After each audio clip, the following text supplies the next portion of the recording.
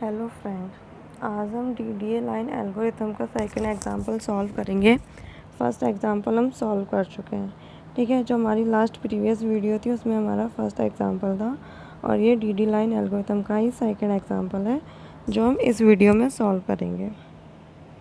चलिए हम इसका एग्जाम्पल देखते हैं कि इसका एग्जाम्पल क्या है।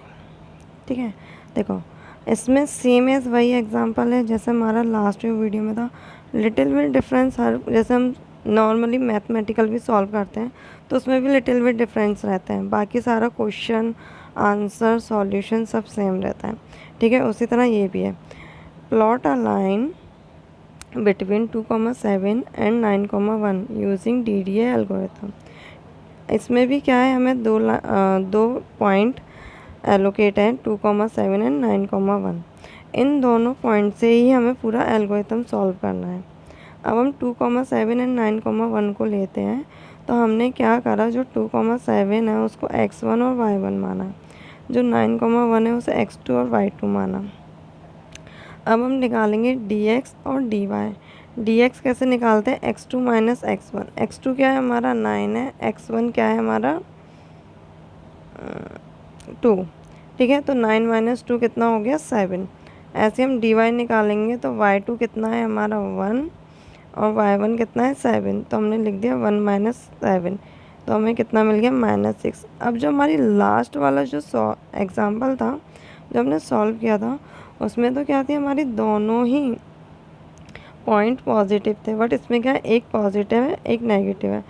तो हम मोड निकालते हैं। मोड में क्या होता है, जो पॉजिटिव वैल्यू उस पर तो कोई इफ़ेक्ट नहीं पड़ता है, बट जो नेगेटिव वैल्यू उसमें क्या होता है, जो नेगेटिव साइन होता है वो पॉजिटिव कन्वर्ट हो जाती है, मतलब जो नेगेटिव वैल्यू होती है वो हमारी पॉजिटिव में चेंज हो जाती है। तो हमने dx निकाला, dx ऑलरेडी हमारी पॉजिटिव वैल्यू थी तो उस पर कोई इफ़ेक्ट नहीं पड़ा, पर जो dy थी वो -6 थी, तो हमने मॉड निकाला तो हमें 6 मिल गई।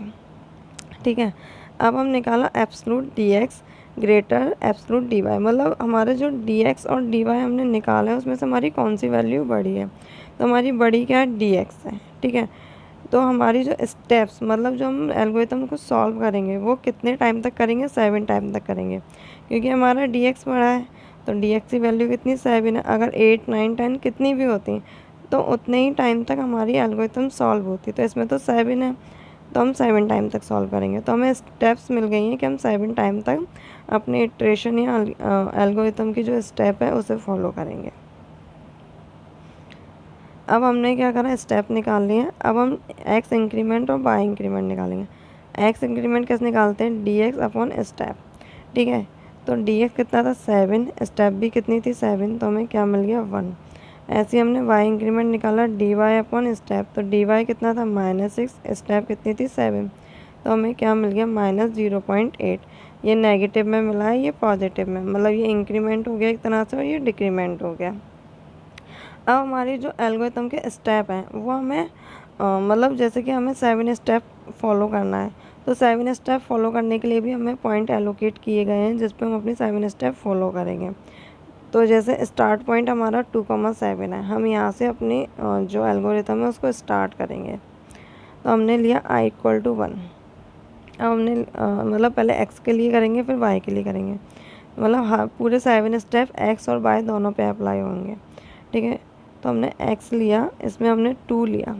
जो ये 2 है ना, ये कहाँ से लिया है, इस स्टार्ट पॉइंट से, और जो ये प्लस है ये हमें इंक्रीमेंट है, तो हमारा क्या हो गया, हमने लिख दिया x = 2 + 1। 2 हमारा ये वाला पॉइंट, 1 हमारा ये वाला इंक्रीमेंट, तो हमारा हो गया 2 + 1 = 3। ऐसे हम y के लिए निकालेंगे। 7 हमारा ये स्टार्टिंग पॉइंट में 7 और जो -0.8, मतलब अगर यहाँ पे हमारा प्लस हो तो प्लस और माइनस ऑब्लेस मतलब हमारे माइनस ही होते हैं। ठीक है, तो हमारे कितना आ गया, ये 6.2 आ गया, ये 3 आ गया।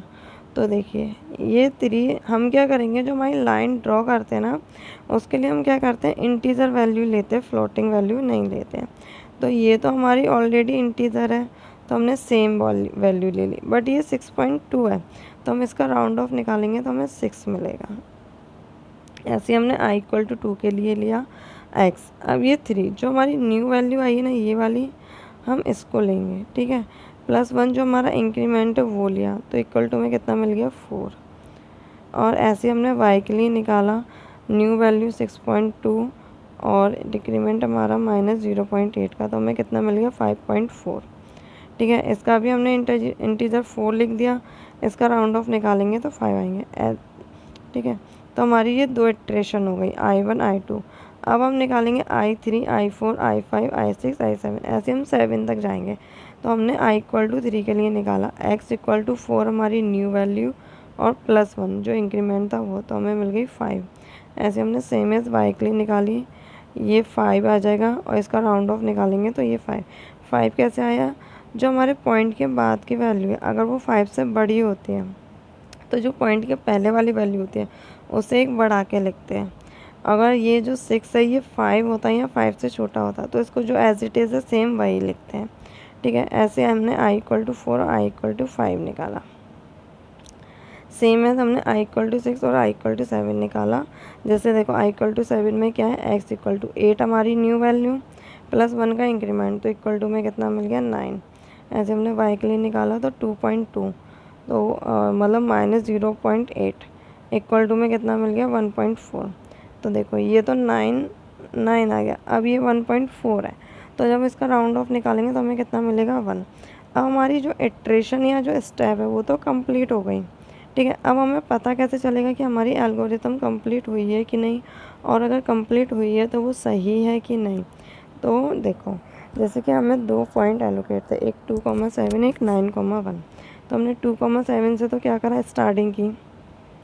अब हमने स्टेप करी 7। जब हम स्टेप करते करते जो लास्ट स्टेप पे हमारी जैसे 9,1 आ गया, तो हमें 2,7 और 9,1 थे, जो 9,1 था हमारा एंड पॉइंट था। अगर आपके स्टेप करते करते आपको जो एंड पॉइंट है वो एंड वाले स्टेप या एंड वाली इटरेशन में मिल जाए तो आपकी एल्गोरिथम सही है। और अगर ये वाला पॉइंट आपका गलत आ रहा है तो आपने इटरेशन में कहीं ना कहीं मिस्टेक की है। अगर आपके इटरेशन में कोई मिस्टेक नहीं होगी तो ये पॉइंट एग्जैक्ट सही होगा।